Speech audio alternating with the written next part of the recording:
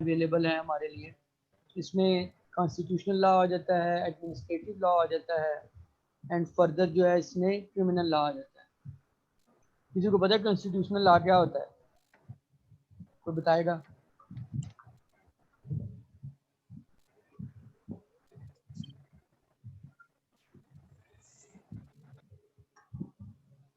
Sir constitutional law जो होता है ना, जैसे 1973 का लॉ पूरी कंट्री के लिए एक जो रूल बुक होती है उसको कॉन्स्टिट्यूशनल लॉ कहते हैं। बिल्कुल सही।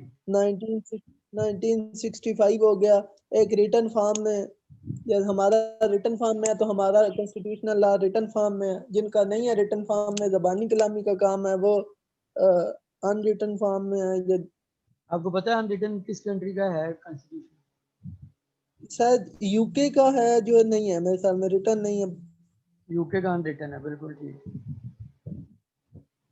यूके का जो लॉ है वो अनरिटन है। कोई और बताएगा कॉन्स्टिट्यूशन लॉ क्या हो सकता है? What is constitution? आइन जो है वो क्या होता है? कॉन्स्टिट्यूशनल लॉ क्या होता है? ये it's a branch of public law, मतलब constitutional law, administrative law, criminal law, ये जिस कैटेगरी में डील होते हैं उसे हम कहते हैं पब्लिक लॉ। मतलब कि ये वो लॉज हैं जो सिटीजन और स्टेट के दरमियान रिलेशनशिप को मॉनिटर करते हैं। शहरी के दरमियान और रियासत गवर्नमेंट के साथ जो शहरी का रिलेशनशिप है, और उसके साथ डायरेक्ट शहरी का जो है वो डायरेक्ट लिंक इस लॉ में रियासत के साथ है। ये वो लॉज हैं जो पब्लिक लॉ के अंदर आते हैं, और उसकी जो पहली है उसको हम कॉन्स्टिट्यूशनल लॉ कहते हैं। It's also a part of public law. Constitutional law जो होता है, it's such a body which regulate the rules, rights, powers of any government body. किसी को समझ ना आए तो दोबारा पूछ सकता है। कि एक सिंपल सी डेफिनेशन मैंने बताई है, मतलब कि मैंने किसी गूगल किसी कॉपी पेस्ट नहीं, जनरल वर्ड्स में आपको बताया कि कॉन्स्टिट्यूशनल लॉ क्या होता है। सर आप बहुत स्पीड में बोलते हैं, काइंडली सर दोबारा रिपीट कर दें। बोले तो ओके, लिखना होता है। अच्छा आप लोग लिखना चाहते हैं, ठीक है। किसी और को भी लगता है कि स्पीड में बोलते हैं तो अभी वो भी बता सकता होता है, ताकि उसको जो है हम उस स्पीड से लेके जाएंगे। कॉन्स्टिट्यूशनल लॉ जो होता है, द बॉडी, आप इसको लिख लें, the body of law which deals with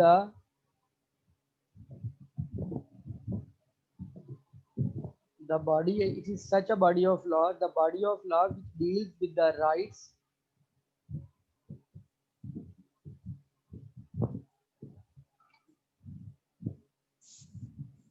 the body of law which deals with the role of powers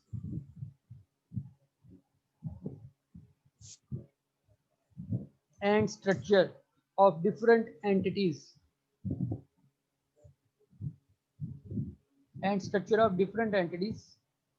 with in a state. मतलब ये है कि एक स्टेट के अंदर जितनी भी बॉडीज काम कर रही हैं उनके बताता है कि इसकी रूल क्या है, इसकी पावर कितनी है, ये किस एम्बिट के अंदर काम करेगी। मतलब कि अगर एक कोई बॉडी है जैसे कंपनी लॉ, जिसमें हम कंपनी रजिस्टर करते हैं, एक बॉडी है। अब कंपनी का एक ऑर्डिनेंस बनाया गया है, उसमें बताते हैं कि जो है कंपनीज लॉज जो हैं वो कितना उनकी पावर है, कितनी उनकी अथॉरिटी है, वो कहाँ तक रेगुलेट कर सकते हैं। इसे हम कहते होते हैं कॉन्स्टिट्यूशनल लॉ। ये वो बॉडी ऑफ रूल्स होते हैं कि मतलब जो आइन के अंदर डिफरेंट जो एंटिटीज हैं, कंपनीज लॉ है, और भी जो पार्टनरशिप है, फर्म है, उसके अलावा इंटेलेक्चुअल प्रॉपर्टी, ये सब एक बॉडीज बनी हुई, सब के गवर्नमेंट इंस्टीट्यूट्स हैं, सेपरेट सेपरेट ऑर्गेनाइजेशन या अदारे हैं। इन सब को जो कंट्रोल कर रहे होते हैं वो कॉन्स्टिट्यूशन होता है, कि आइन है, उन सब ने आइन के मुताबिक काम करना होता है। तो इसकी डेफिनेशन जो है हम लिख सकते हैं, द बॉडी ऑफ रूल्स। मैं दोबारा एक आप लोगों के लिए एक दफ़ा दोबारा डिक्टेट कर रहा हूँ। द बॉडी ऑफ रूल्स या rules, regulation, law, what ever words you can write in your own words, मतलब सबका सेम ही है। रूल भी वही चीज़ है, लॉ भी वही चीज़ है, माइनर से डिफरेंसेस हैं वो, बट उसमें आप लोगों को जाने की जरूरत नहीं है। रूल और लॉ में डिफरेंस होता है, क्योंकि लॉ चेंज हो सकता है, रूल चेंज नहीं होता। ये रूल और प्रिंसिपल में भी फ़र्क होता है।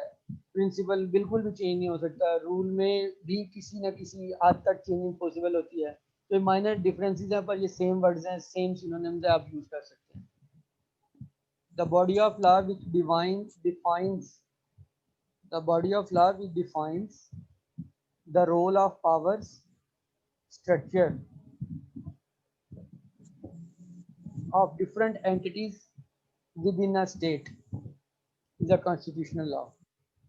इसको हम कॉन्स्टिट्यूशनल लॉ कहते हैं कि ये आइन ने जो लॉ डिफाइन किया है डिफरेंट एंटिटीज को कंट्रोल करने के लिए कॉन्स्टिट्यूशनल लॉ। किसी को समझ ना लगी हो, अब उसमें आपके क्या है, मतलब आपको पता होगा लॉ के 3 पिलर्स हैं। एक होता है, शायद लास्ट क्लास में आपके साथ डिस्कस किया था, दूसरे सेक्शन के साथ एग्जेक्टिव होता है, पार्लियामेंट होता है और जुडिशरी होता है। किसी को पता है इन तीनों के क्या फंक्शन है और क्या ये जो है काम किस तरह करती हैं? एग्जेक्टिव क्या है, जुडिशरी क्या है और लेजिस्लेटर का क्या काम, पार्लियामेंटेरियंस का?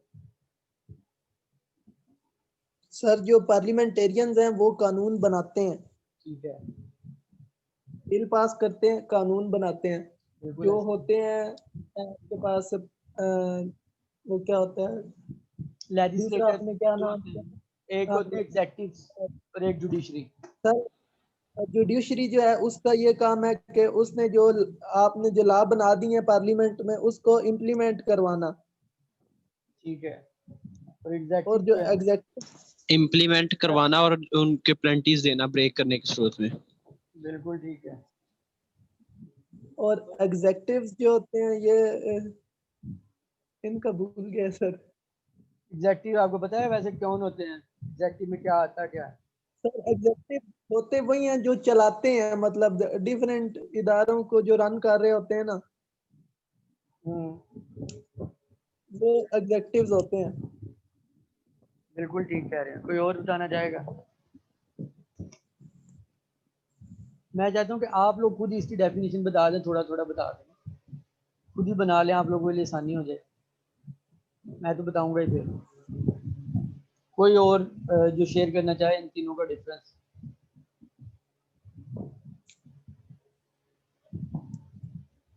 अच्छा, 3 बॉडीज होती हैं जो लॉ में फंक्शन कर रही होती हैं, एग्जेक्टिव, लेजिस्लेटर, लेजिस्लेशन, और जो है थर्ड वन होती है पार्लियामेंटेरियन। अब इनका डिफरेंस क्या है? एग्जेक्टिव जो होती हैं, पार्लियामेंटेरियंस होते हैं, वो लॉज बनाते हैं। फर्स्ट थिंग तो ये है कि वो जो बॉडी लॉ बनाती है उसे हम कहते हैं लेजिस्लेटिव बॉडी। इसका काम होगा, जो गवर्नमेंट में 3 किस्म की बॉडीज काम कर रही होती हैं, ये कॉन्स्टिट्यूशन का पार्ट है कि कॉन्स्टिट्यूशन जब होगा उसमें 3 चीज़ें फंक्शन करेंगी। एक होता है लेजिस्लेशन, और ये पार्लियामेंटेरियंस होते हैं जो लॉ बनाते हैं, और इन्हीं को लेजिस्लेटर्स भी कहते हैं।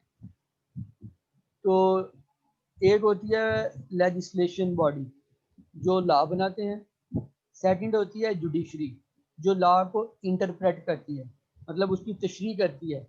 लॉ बन गया कि चोरी की सज़ा हाथ काटना है, ये लॉ है। अब इसकी इंटरप्रिटेशन कोर्ट करेगी, जुडिशरी करेगी। वो इंटरप्रिटेशन क्या है कि किस क्राइम को चोरी के ज़िम्मे में लाया जाएगा, चोरी किस तरह की हो सकती है, वो 1 रुपए की चोरी, 100 रुपए की चोरी। ये जो इंटरप्रिटेशन है इस लॉ की, ये कोर्ट के ज़िम्मे में आती है कि फलां बंदे ने चोरी की है, क्या ये चोरी के ज़िम्मे में आता है या नहीं आता। अब उसकी इंटरप्रिटेशन है वो कोर्ट की जिम्मेदारी है, और फिर जब कोर्ट इंटरप्रेट करती है उसकी सजा सुनाती है, तो उस सजा की जो इम्प्रोवाइज करवाना है वो एग्जेक्टिव की जिम्मेदारी। एग्जेक्टिव में हमारा पीएम है, सीएम है, चीफ मिनिस्टर, एमपीएस, एमएनएस, जो जिन लोगों ने रूल एंड लॉज देखने हैं वो एग्जेक्टिव बॉडी है। जिन लोगों ने लॉ बनाने हैं वो लेजिस्लेटिव बॉडी है, और जिन लोगों ने लॉ को इंटरप्रेट करना है वो है जुडिशरी की बॉडी। ये 3 किस्म की बॉडीज जो है लॉ में वर्क करती हैं। तो इनसे मिलकर जो है कहना था, पर उस्मान ने मुझे कंफ्यूज कर दिया। सॉरी सर, आपकी बात काट रहा हूँ। जी, वो उस्मान ने ये कहा था कि जुडिशरी जो है वो इम्प्लीमेंट भी करवाती है, तो फिर मेरे पास कोई ऑप्शन ही नहीं बचा, मैं उसे क्या कहूँ। बिल्कुल आप ठीक है। जुडिशरी जो है इम्प्लीमेंट नहीं करवाती, जुडिशरी इंटरप्रेट करती है, तशरीह करती है, एक्सप्लेन करती है, उस लॉ को इलेबोरेट करती है। ये जुडिशरी का काम है। इम्प्लीमेंटेशन एग्जेक्टिव का काम है। जुडिशरी ने ऑर्डर कर दिया, अब जज उठ के तो नहीं जाएगा कि चलो भाई इसकी ज़मीन जो है तुमने कब्जा किया, खाली कर।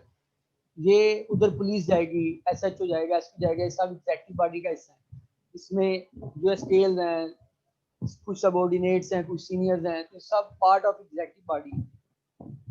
इम्प्लीमेंटेशन हमेशा जो है एग्जीक्यूटिव बॉडी का काम है, लॉ मेकिंग जो है वो लेजिस्लेटिव बॉडी का काम है, और जो इंटरप्रिटेशन है उसकी एक्सप्लेनेशन है लॉ की, व्हाट इज लॉ। लॉ को एक लॉ की डेफिनेशन लिख दी गई है, उसको एक्सप्लेन जो करेगी वो जुडिशरी है कि लॉ ने ये बताया है, जो लॉ है उसका मतलब ये है, इसलिए इसके तहत ये चीज़ें इस लॉ के, चोरी के लॉ के अंदर आएंगी, लिहाजा तुम जो है पुनिशेबल हो। ये सब काम है जुडिशरी का। उसके बाद जो सज़ा दी जाएगी उस सज़ा को इम्प्लीमेंट कराना एग्जीक्यूटिव का काम है। डिफरेंस जो है, और जो है इन तीनों चीज़ों की एक्चुअल फंक्शन समझ आ गया सबको। ये है पब्लिक लॉ की एक बॉडी, कॉन्स्टिट्यूशनल लॉ, और उसके अंदर ये तीन चीज़ें वर्क करती हैं। सेकंड एक और लॉ होता है एडमिनिस्ट्रेटिव लॉ। किसी को पता है क्या हो सकता है? ये भी it's also comes under the public law. मैंने आपको बताया लॉ को दो तरह में कैटेगराइज किया गया है, एक है पब्लिक लॉ और एक है प्राइवेट लॉ। अब पब्लिक लॉ के अंदर जो आता है वो कॉन्स्टिट्यूशनल लॉ आ जाता है, एडमिनिस्ट्रेटिव लॉ आ जाता है। Third one we will discuss next. तो किसी को पता है एडमिनिस्ट्रेटिव लॉ क्या हो सकता है? एडमिनिस्ट्रेशन क्या होती है? एडमिनिस्ट्रेटिव से क्या मुराद होती है?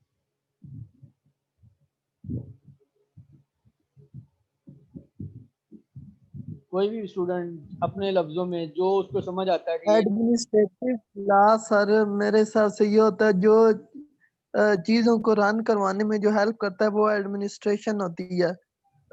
कोई भी चीज जो है वो चलानी है, जिस तरह आप हमारी यूनिवर्सिटी के एग्जांपल में ले लें बिल्कुल तो एडमिनिस्ट्रेशन का काम यह है कि स्मूथली रन करवाने में वो हेल्प करती है। लेक्चर्स किस तरह होने हैं, लेक्चर लेने तो टीचर्स ने, लेकिन वो क्या आपका निज़ाम होगा, किस तरह इस चीज को चलाना है, ये सारा कुछ एडमिनिस्ट्रेशन के खाते में आता है। बिल्कुल ठीक कह रहे हैं, बिल्कुल ऐसी ही है। एडमिनिस्ट्रेटिव लॉ को अगर हम सिंपल वर्ड्स में एक्सप्लेन करें तो अगर आप गूगल पे जाएंगे तो बड़ी लंबी डेफिनेशन मिलेगी, इसलिए गूगल करने का कभी भी है, मैंने आपको पहले बताया था, फ़ायदा ही नहीं है। और गूगल की डेफिनेशन जो है एक तो एक्सेप्टेबल नहीं है, सेकंड वो इतनी कॉम्प्लिकेट होगी कि आप लोग तो इस वजह से जो है उसको कंसीडर ही ना करें। तो एडमिनिस्ट्रेटिव लॉ जो है बिल्कुल जो हमजा ने वो सही इसको डिफाइन किया है। ये वो बॉडी होती है लॉ की जो गवर्नमेंट में एजेंसीज बनी होती हैं उनके एक्शंस को रेगुलेट करती हैं, तो उसको एडमिनिस्ट्रेटिव लॉ कहा जाता है। वो लॉज जो गवर्नमेंट एजेंसीज के एक्शन वो कैसे काम करेंगी, उन्होंने कैसे काम करना है, उनके अंदर क्या क्या चीज़ें आती हैं, उन्होंने कैसे काम करवाना है, जो इन सब चीज़ों को कंट्रोल करेगा वो होता है एडमिनिस्ट्रेटिव लॉ। एक एडमिनिस्ट्रेशन को चलाने के लिए गवर्नमेंट ने जो लॉ बनाया है, अब उसमें एडमिनिस्ट्रेशन गवर्नमेंट एजेंसीज जो हैं वो सब अंडर द एडमिनिस्ट्रेशन आती हैं। जो भी डिपार्टमेंट्स बने हुए हैं वो जो एडमिनिस्ट्रेटिव डिपार्टमेंट्स है गवर्नमेंट के, वो सब एडमिनिस्ट्रेटिव लॉ के अंदर आते हैं। उनको रन करने के लिए एक एडमिनिस्ट्रेटिव लॉ बना हुआ है, उसके अंदर डिफाइन किया गया है कि एडमिनिस्ट्रेटिव लॉ जो होगा वो कैसे वर्क करेगा। ठीक है, तो एडमिनिस्ट्रेटिव लॉ को सिंपल वर्ड्स में हम जो आप लोग डिफाइन कर सकते हैं, the body of law which govern the activities of government agencies। कि मतलब जो गवर्नमेंट जो एजेंसीज है उनकी एक्टिविटीज़ को रेगुलेट करता है या गवर्न करता है, दोनों का सेम मतलब है। तो उनकी एक्टिविटीज़ को जो मॉनिटर करता है गवर्नमेंट एजेंसीज को, वो होता है कि उन एजेंसीज के भी लॉ बने हैं कि आपने, आपका ये लॉ है, आपने इस एम्बिट से बाहर नहीं जाना, इस सर्कल से बाहर नहीं जाना, और इस एजेंसी को रन करने के लिए ये फीचर्स आपको दे दिए गए हैं। तो फलां चीज़ है, डॉक्यूमेंट है, डॉक्यूमेंट कंप्लीट उन्होंने बता दिया कि तब होगा जब ये चीज़ें इस डॉक्यूमेंट के साथ अटैच होंगी। दिस इज़ अ लॉ, ये एडमिनिस्ट्रेटिव लॉ है। फॉर एग्जांपल कि आप कोई प्लाट खरीदते हैं, आप प्लाट को खरीदने के लिए उन्होंने बताया CNS की कॉपी चाहिए, फ़र्ज चाहिए, जो जो चीज़ें रिक्वायर की हैं ये एडमिनिस्ट्रेटिव लॉ ने डिफाइन किया कि it's part of that requirement, कि आप जो काम कर रहे हैं उसकी रिक्वायरमेंट है, और ये रिक्वायरमेंट जो है एडमिनिस्ट्रेटिव लॉ ने उन एजेंसीज को दी हुई है कि आपने इन एजेंसीज को इन लॉज के तहत चलाना है। और वो लॉ ये है कि आपने अगर कोई भी रजिस्ट्री करनी है, कोई प्लेयर नया प्लाट किसी के नाम पर रजिस्टर करना है, उसके लिए डॉक्यूमेंट्स चाहिए। This is administrative law. किसी को समझ ना लगी हो एडमिनिस्ट्रेटिव लॉ क्या होता है? अगर मैंने फिर स्पीड में बोला हो तो बताएं ताकि इसको दोबारा हम डिस्कस कर लें। सर काइंडली दोबारा रिपीट कर दे डेफिनेशन। जी, डेफिनेशन है the body of law which regulate or govern the activities of government agencies. Simple definition है इसकी।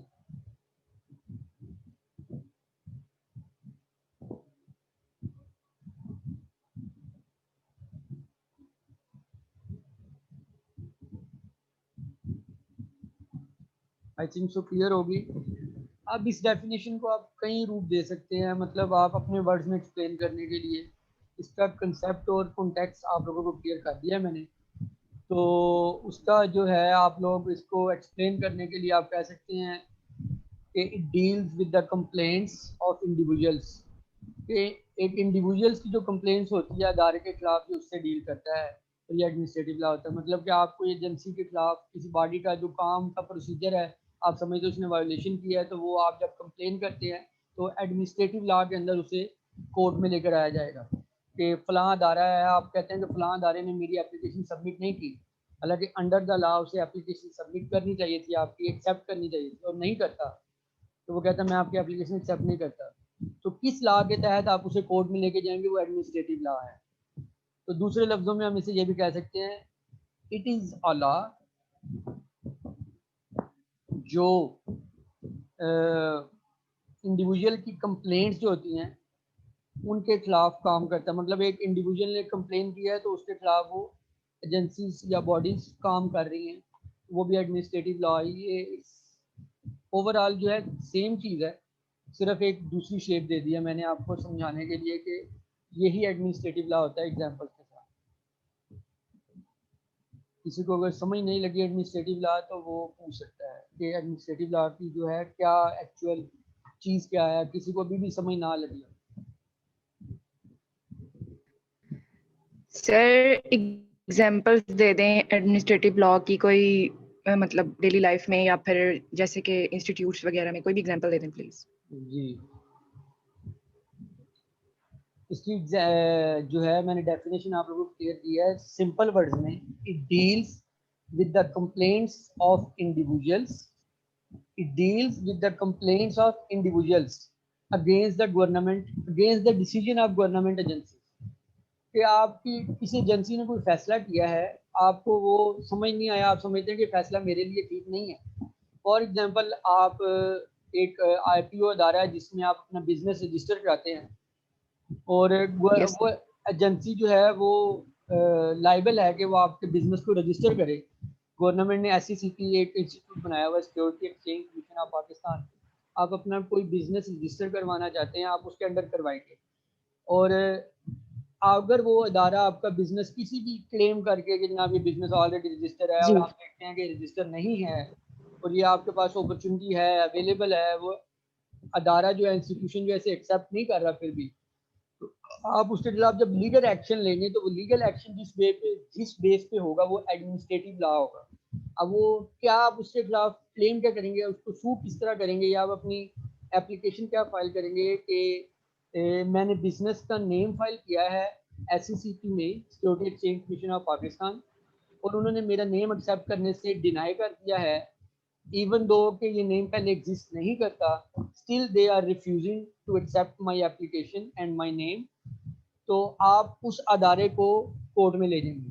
अब वो पूरी की पूरी एक बॉडी आपको रिप्लाई करने की जवाबदेह होगी, वो बंदा नहीं होगा जिसने आपको डिनाई किया है या रिफ्यूज किया है, वो पूरे की पूरी बॉडी जो है security exchange commission of Pakistan है।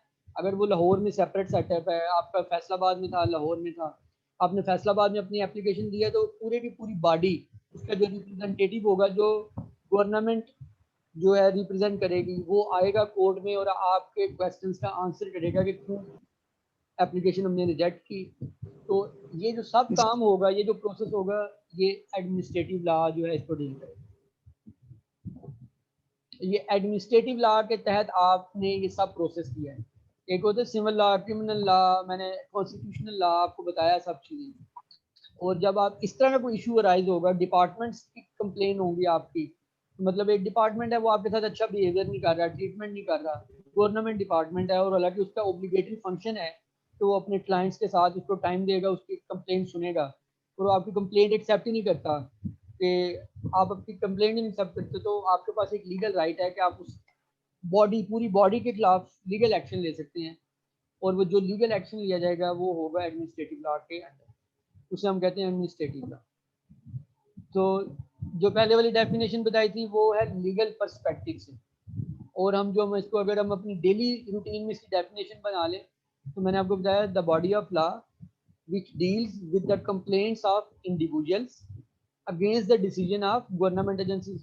अगर गवर्नमेंट एजेंसी ने कोई डिसीजन किया है, आपको डिसीजन एक्सेप्टेबल नहीं है, तो आप उसके खिलाफ जो कंप्लेन लेके जाएंगे, एडमिनिस्ट्रेटिव लॉ से डील करेंगे। This is so simple definition, जो मैंने आपके लिए सेकंड डेफिनेशन बना, फर्स्ट डेफिनेशन से ही मैंने आपके लिए एक सेकंड डेफिनेशन क्रिएट कर दी। इसी तरह आप इन वर्ड्स को, इस कॉन्टेक्स्ट को, इस कंसेप्ट को अपने वर्ड्स में जिस तरह मर्जी इसकी डेफिनेशन बना लें। जी समाविया, क्लियर हुआ है आपको?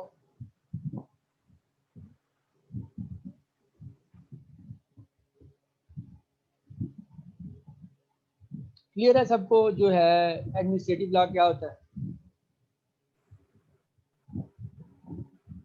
जी सर क्लियर है। ठीक है, और क्या आ सकता है पब्लिक लॉ के अंदर, आप लोगों का क्या ख्याल है? कौन सी ऐसा और लॉ है जो सिटीजन और स्टेट को आपस में डायरेक्ट कनेक्ट करता है? Criminal law. Exactly, criminal law is also the branch of public law. How, कोई बता सकता है कैसे? से क्राइम्स को कंट्रोल करना। बिल्कुल ठीक कह रही है अनुषा, क्राइम को कंट्रोल करना है, इट्स द क्रिमिनल लॉ। तो ये पब्लिक लॉ कैसे हुआ? सर क्योंकि ये गवर्नमेंट और सिटीजन के दरमियान में होता है। पब्लिक की सिक्योरिटी से रिलेटेड होगा ना। ओके, आवाम की सिक्योरिटी से रिलेटेड, मतलब क्राइम्स को कंट्रोल करना ताकि लोग खुद को सिक्योर फील कर सकें, स्टेट पे एतमाद कर सकें, ट्रस्ट कर सकें। बिल्कुल ठीक, एग्जैक्टली राइट। जी कुछ आप लोग कह रहे थे, क्या कहना चाह रहे थे हम साहब और मानूर आप? सर मैं कह रही थी कि ये पब्लिक लॉ से इसलिए रिलेट करता है क्रिमिनल लॉ, क्योंकि ये मतलब रिलेशन होता है स्टेट और सिटीजन के दरमियान में, तो इसलिए क्रिमिनल लॉ पब्लिक लॉ के मतलब अंडर है। बिल्कुल ठीक है। रिलेशन कैसे होता है, कोई एग्जांपल देगा मुझे कि कैसे ये डायरेक्ट रिलेशनशिप है सिटीजन और गवर्नमेंट के दरमियान, क्रिमिनल लॉ जो है? कोई भी रफली एग्जांपल आपको स्टेट में कैसे पीस करने के लिए, स्टेट में लाइक अगर पीस कायम करने के लिए ना, अमन, बिल्कुल ठीक, क्योंकि बिल्कुल अगर कोई चोरी भी करता है तो स्टेट की जिम्मेदारी है ना कि वो उसको तहफ्फुज़ प्रोवाइड करे। एग्जैक्टली बिल्कुल ऐसी है। यही इसका मतलब भी यही है कि क्रिमिनल लॉ जो है why it's come under the public law, because it directly connect you with the state. Public law की हमने डेफिनेशन सबसे पहले कॉन्स्टिट्यूशनल लॉ के साथ डायरेक्टली कनेक्टेड है। इस वजह से भी ये जो है वो पब्लिक लॉ के अंडर आता है, क्योंकि कॉन्स्टिट्यूशन तो पहले ही लिखा जा चुका है कि अगर कोई बंदा क्रिमिनल एक्ट करता है तो उसके खिलाफ ये बातें होंगी। बाकी तो सारी चीजें जो है वो नूर और नौशा ने क्लियर कर दी हैं। तो उसमें यही होता है कि जब भी कोई बंदा जो है वो कोई भी क्रिमिनल एक्ट करता है, इसका मतलब है कि वो पाकिस्तान के कॉन्स्टिट्यूशनल एक्ट के खिलाफ जा रहा है। जब वो किसी भी कॉन्स्टिट्यूशन, एक मुल्क के कॉन्स्टिट्यूशन के खिलाफ कोई भी जाएगा तो वो जाहिर सी बात है डायरेक्ट पब्लिक लॉ के साथ जो है वो खिलवाड़ करेगा। तो बस फिर ये इस तरह इसका डायरेक्ट रिलेशन है। बिल्कुल ऐसी है, एग्जैक्टली सेम। इसकी जो है एक्यूरेट एग्जांपल है ये, बिल्कुल ऐसी है। जो है तो criminal law, it's a branch of public law as well. The reason is because it directly connects you with the state. और अब कुछ क्राइम्स ऐसे होते हैं जो आप क्रिमिनल लॉ में भी ले सकते हैं और उनको प्राइवेट लॉ में भी ले सकते हैं, वो हम उनको प्राइवेट लॉ के अंदर डिस्कस करेंगे। तो जो थर्ड कैटेगरी है जो पब्लिक लॉ के अंदर आ सकती है आफ्टर कॉन्स्टिट्यूशन एडमिनिस्ट्रेशन, और वो थर्ड है क्रिमिनल लॉ। ये also part of public law है। पब्लिक लॉ, क्रिमिनल लॉ क्या हो सकता है, कोई इसकी डेफिनेशन बनाना चाहेगा? What is criminal law? कोई अपने लफ्जों में टूटी फूटी डेफिनेशन समझता होगा क्या हो सकती है?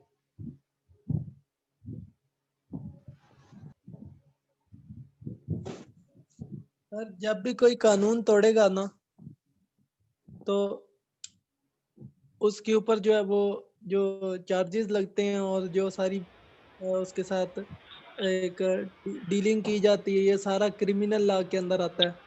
सर सर जो एक पर्सन जो दूसरे पर्सन को मतलब करता है, रूल तोड़ता है और उसको हार्म करता है। ठीक है, एक तो रूल तोड़ना हुआ ना, वो तो स्टेट के खिलाफ हो गया।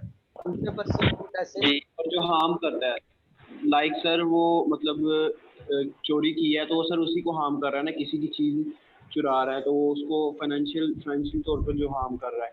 और अगर उसे मतलब हिट कर रहा है तो किल किसी को किल किया है तो वो भी तो सर उसको बिल्कुल ठीक है अस्सलाम वालेकुम सर।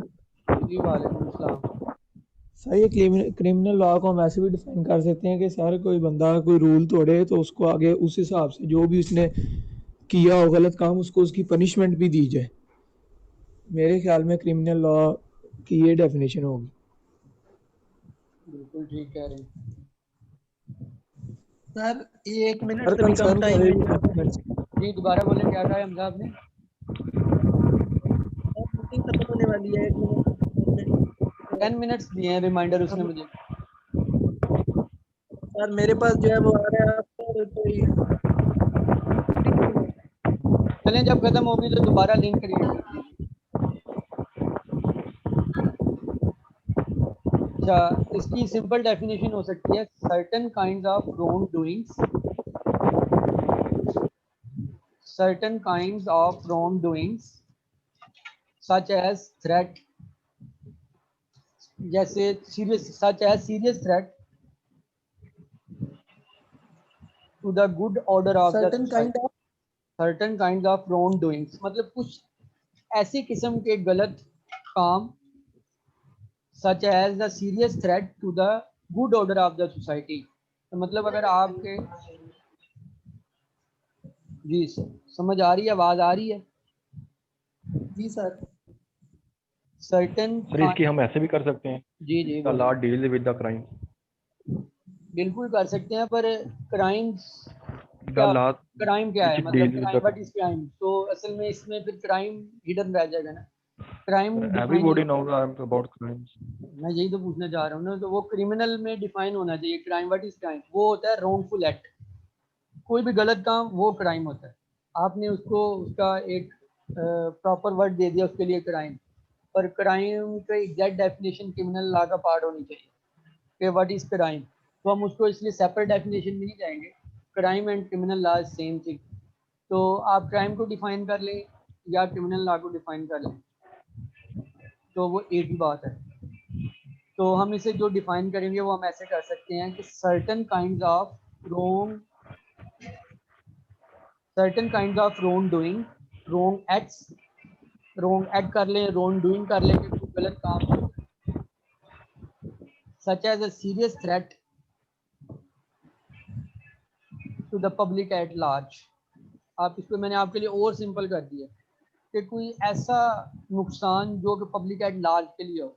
मतलब अगर आपने एक मर्डर किया है, अच्छा, अब क्रिमिनल लॉ का एक चीज़ और है कि क्रिमिनल लॉ में जो कुछ ऐसे क्राइम्स हैं जो लॉ ने डिफाइन कर दिए हैं और वो क्रिमिनल के अंदर ही आएंगे, और कुछ ऐसे क्राइम्स हैं जिन्हें आप सिविल के अंदर भी कर सकते हैं और क्रिमिनल के अंदर भी कर सकते हैं। फॉर एग्जांपल, मेरा और हमजा का कॉन्ट्रैक्ट हुआ था कि हमजा ने मुझे बिल्डिंग बना के देनी है इतने पैसों में। हमजा पैसे ले लेता है और बिल्डिंग टाइम से लेट कर देता है। अब ये क्राइम भी है, सिविल भी है। क्रिमिनल और सिविल में मेन डिफरेंस है। अगर तो आपको कंपनसेशन चाहिए तो you will have to go to the civil law. उसमें आपको कंपनसेशन मिलेगी कि हमजा ने मेरा जो बिल्डिंग बनानी थी वो टाइम से ऊपर किया है, तो लिहाजा मुझे हमजा से कंपनसेशन लेके दी, अदाला करे मेरा हमजा टाइम का। अगर आपको हमजा को सजा दिलवानी है तो you can go to the criminal law.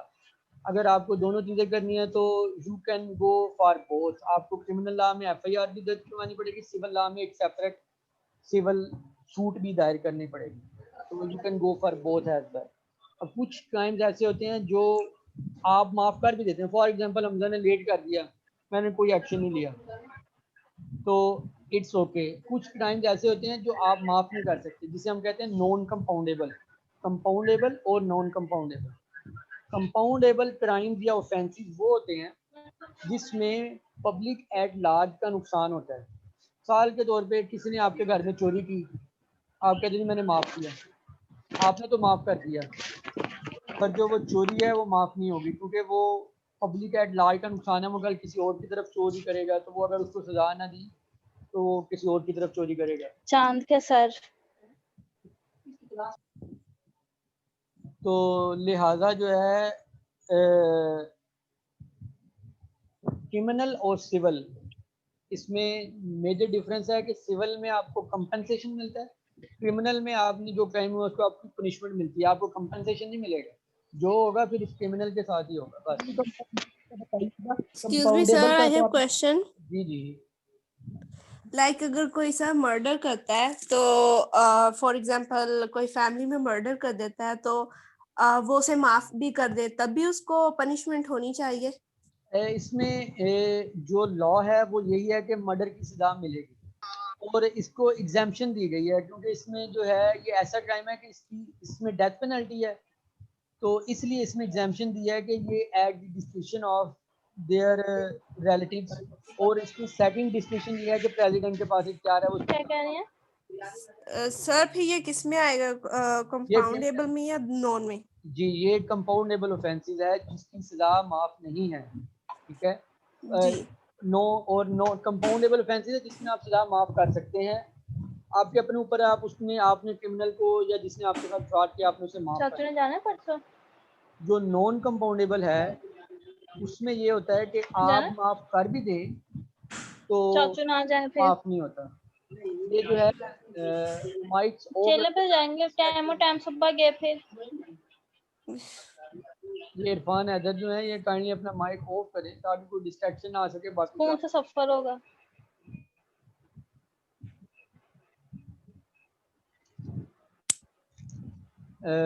समझ लगी है तैयबा आपको?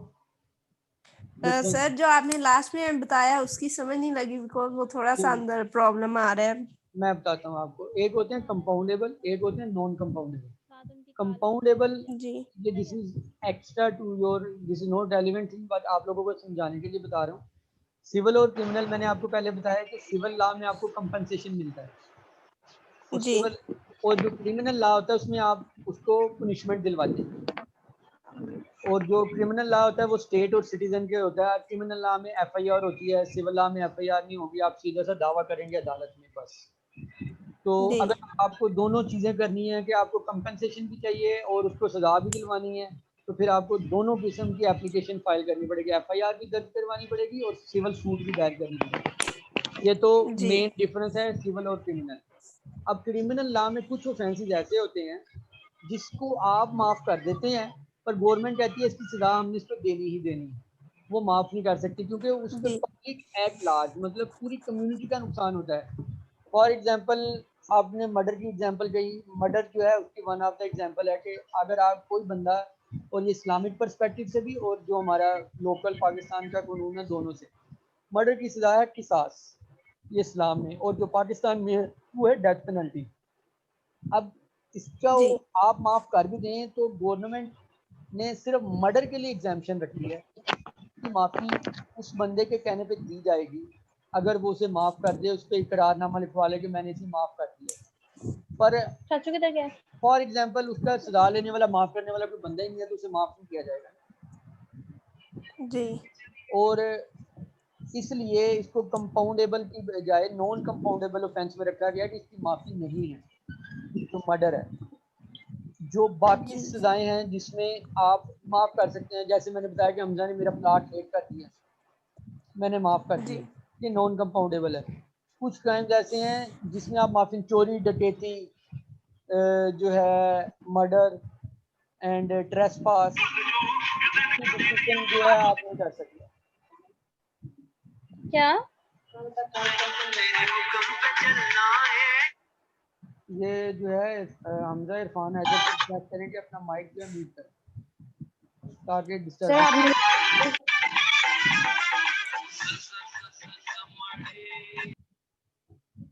जी अच्छा, जो है तैयबा जी आप क्या कह रही हैं? सर आगे ही समझ जो मर्डर वाला आपने अभी बताया वो नॉन कंपाउंडेबल में आएगा।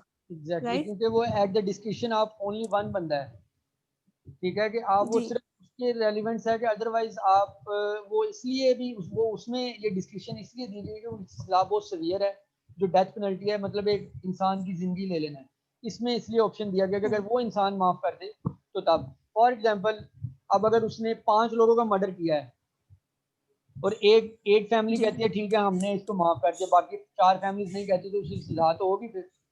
इसलिए नॉन जी सर। काउंटेबल है, नॉन कंपाउंडेबल है, जिसमें गवर्नमेंट उसको रिलैक्स नहीं करेगी। आप लोग माफ कर भी नहीं तो गवर्नमेंट उसे रिलैक्सेशन नहीं देगी। जी सर, थैंक यू सर। ठीक है। अच्छा Hamza, I think so meeting 1 minute में क्लोज होने वाली है, तो जैसे ही क्लोज होगी फिर आप नया लिंक क्रिएट कर दीजिए। सर फिर सुलह हो जाए तो फिर बंदे को छोड़ देते हैं और मारने के बाद भी वो वापस आ जाते, फिर गवर्नमेंट क्यों नहीं कुछ करती? क्या कह रहे हैं आप, दोबारा बोलें, क्वेश्चन क्या है आपका? सर जब गवर्नमेंट आप कह रहे हैं ना गवर्नमेंट नहीं छोड़ती जी जी, क्योंकि उसने एक बंदे को